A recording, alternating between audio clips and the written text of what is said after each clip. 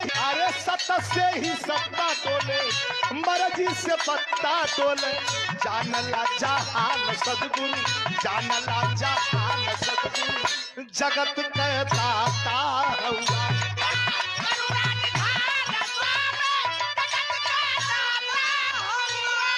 जौने पर स्वामी जी भी रिझलन, सरकार जी भी रिझलन। अब प्रेम क्या है? दुनिया में प्रेम से बड़ा कोई न हथियार है और न दुनिया में प्रेम से बड़ा कोई धन है। अरे दुर्योधन का निमंत्रण क्या बहुत बड़ा निमंत्रण था। सोने का गिलास, सोने का थाली, सोना का चम्मच, 56 प्रकार का व्यंजन बना करके, और दुर्योधन तैयार था कि सदगुरु आएंगे, दर्शन करेंगे और उनको भोजन कराएंगे। लेकिन भगवान चलते हैं। आत्मा तो है कि उसके निमंत्रण पर जाना है, लेकिन पैर बढ़ा था विदुर के ओर। ये प्रेम है। तो कभी कह रहा है, अरे भगत विदुर घर गई, यह प्रेम है। दिखाई हो प्रेम कैसे? भगत विदुर घर गईला, गईला, भगत विदुर घर गईला, भगत विदुर घर गईला, प्रेम से सगव खैला। अरे प्रेम से सगव खैला, भगत विदुर घर गईला, प्रेम से सगव।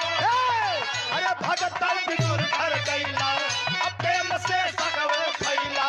छोड़ के पाकवान सदगुरु, छोड़ के पाकवान सदगुरु, जगत का दाता।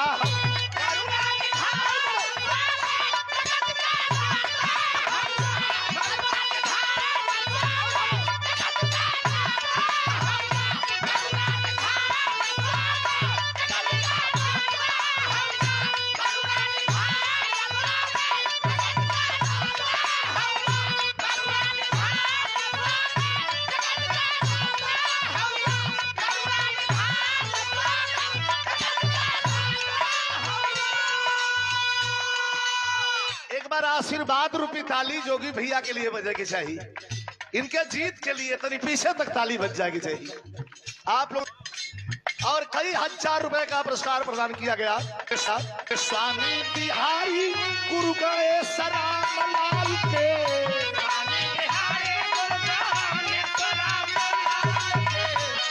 और रामदेव चंद्रिका, रामदेव चंद्रिका अब बच्चन प्यारे लाल के।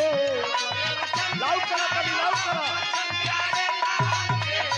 कि अरे तो स्वामी चलते तोहरे चलते हई विजयिया अभिषेक हो गई, तोहरे चलते विजयिया अभिषेक हो गई।